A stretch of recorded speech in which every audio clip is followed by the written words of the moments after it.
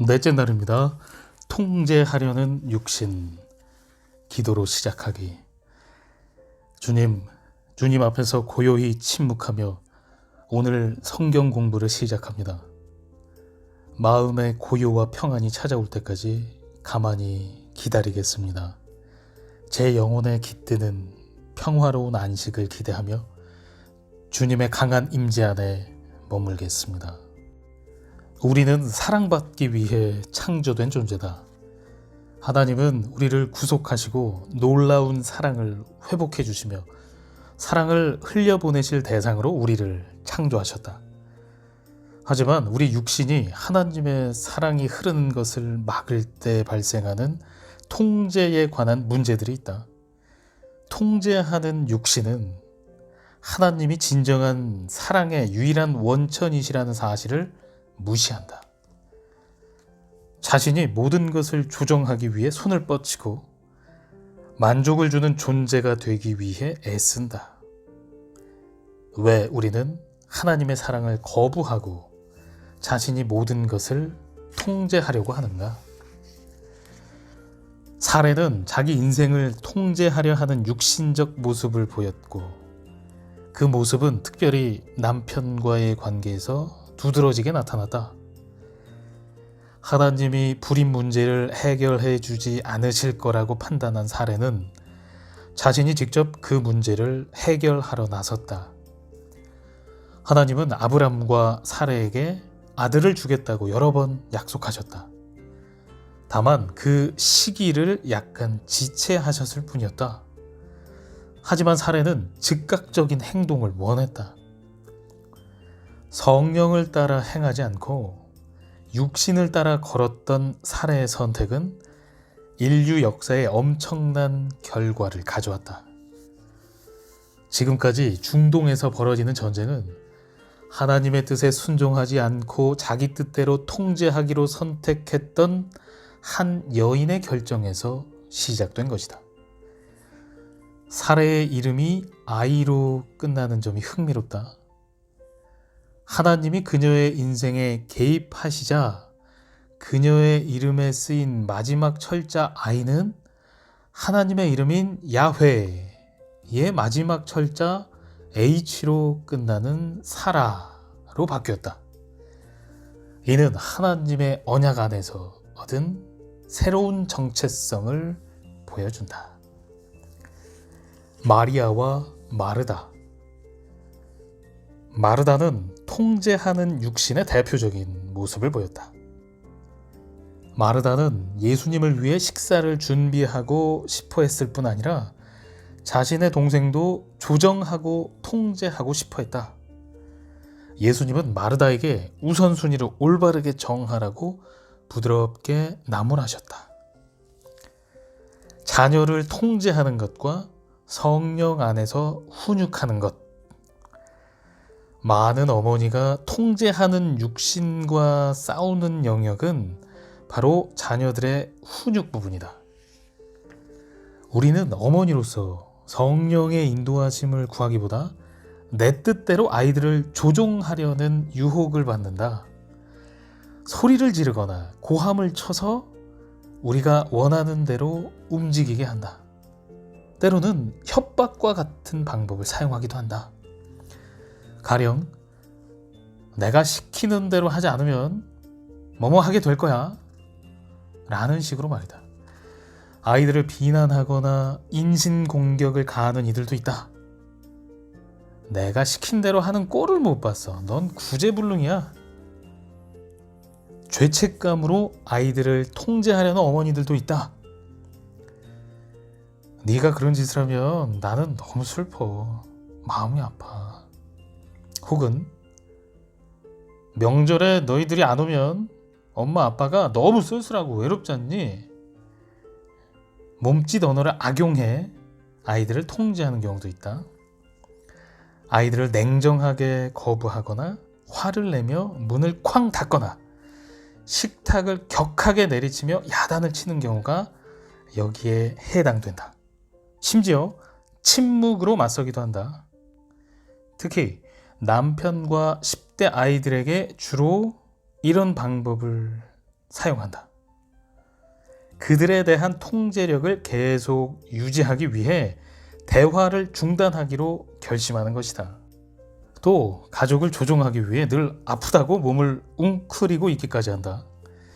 우리가 아프면 가족은 우리 주위를 조용조용 걸어 다녀야 할 것이고, 아프고 골치 아픈 가정 문제와 씨름하지 않아도 되니 말이다. 물론 이런 모습이 바람직한 양육 태도는 당연히 아니다. 자신의 영향력을 유지하고 통제하고자 하는 육신적인 노력일 뿐이다. 하지만 어머니라면 원래 아이들을 통제해야 하는 것이 아닐까? 그렇다. 부모들은 자녀들에 대해 권위를 가져야 한다. 에베소서 6장 1절. 마땅히 자녀를 훈육하고 양육하는 책임을 져야 한다. 그러나 소리를 지르고 고함을 치거나 육신적으로 자녀들을 통제하려는 시도는 부모의 권위를 실추시킨다. 그런 태도는 자녀들에게 난 지금 통제하려고 노력하고 있어. 그렇지만 너를 훈육하는데 정말 필요한 것은 하고 싶지 않아. 나는 너를 내 방식대로 통제하고 싶어.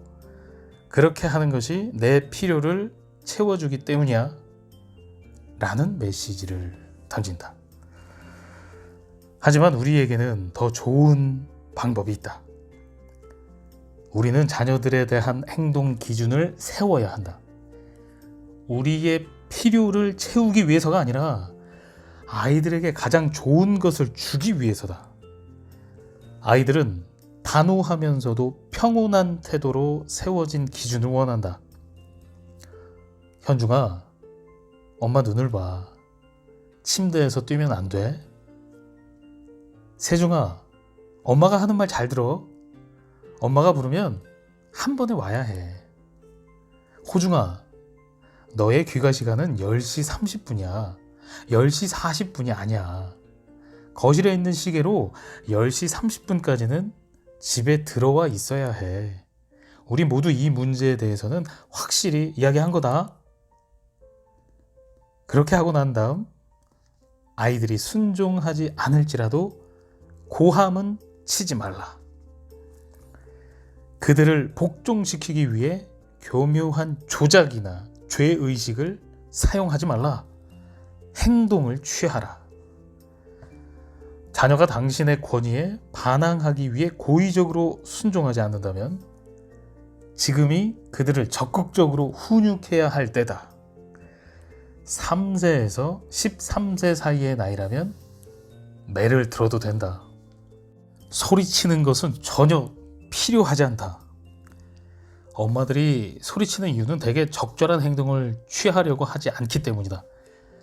체벌을 반대하는 사람들 중에는 아이들에게 고함을 질러 위협하거나 용돈을 주는 방식으로 아이들을 순종하게 만드는 이들도 있다. 그러나 성경적인 징계나 성령 안에서 이루어지는 체벌은 자녀가 권위에 순종하도록 가르치는 수단이다. 적절한 매는 회초리나 나무 막대기로 엉덩이를 두세 차례 따끔하게 아플 정도로 때리되 멍이 들게 해서는 안 된다. 손을 사용하거나 얼굴을 때려 아이들에게 모욕감을 주거나 다른 사람들 앞에서 체벌하여 수치심을 느끼게 해서도 안 된다.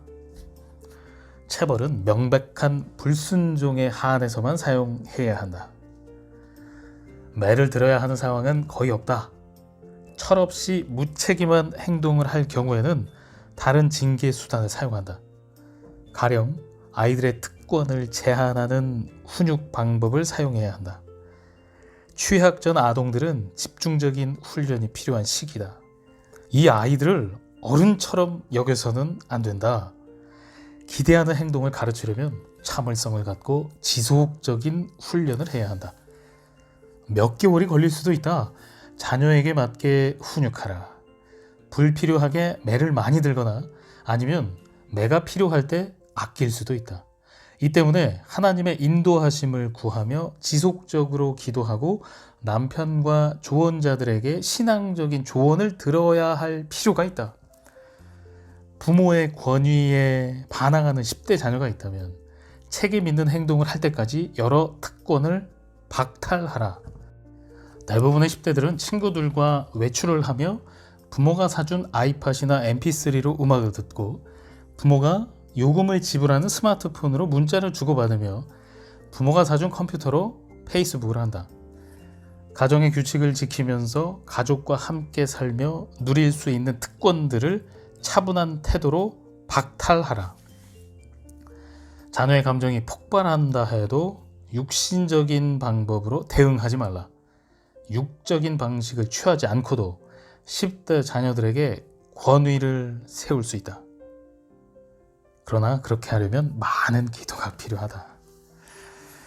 10대 자녀들과 함께 거실이나 식탁에 앉아 그들의 행동 기준에 대해 설명해 준다. 귀가 시간, 옷 입는 법, 숙제하는 규칙, 교회 출석에 대한 정확한 규칙, 해야 할 일들과 집안일 분담 등 엄마가 중요하게 생각하는 부분들에 대한 기준을 정하라. 이후에 아이들이 그 기준을 받아들이지 않는다 해도 그들을 육신적으로 통제하고 싶은 욕구는 참고 견디라. 그들을 향해 소리치고 싶은 충동은 느낄 것이다. 그러나 차분하게 단호하고 흔들리지 않는 권위를 가지고 행동을 취하라. 결국 우리는 자녀들이 궁극적인 권위의 대상이신 하나님께 삶을 드리도록 이끌어 주어야 한다. 당신의 권위에 순종하지 않으려는 아이는 하나님께도 순종하지 않을 것이다. 만약 당신이 원하는 때에 당신이 원하는 대로 당신이 원하는 것을 얻기 위해 이기적으로, 즉 지나칠 정도로 심하게, 때로는 너무 미온적으로 훈육한다면 아이들은 고통을 받을 것이다. 아이들에게는 우리의 그런 행동을 분별할 수 있는 탐지기가 있다. 그들은 부모가 육신적으로 행동하는 때를 정확히 알아챈다. 그러나 하나님의 권위에 순종하는 자녀로 키우겠다는 순수한 마음과 열심으로 아이들을 훈육한다면 우리의 삶과 자녀들의 삶에 열매를 맺게 될 것이다. 낙심하지 말라.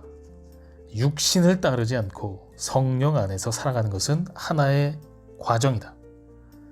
첫날, 첫 주 또는 첫 해부터 원하는 것을 모두 얻을 수는 없다.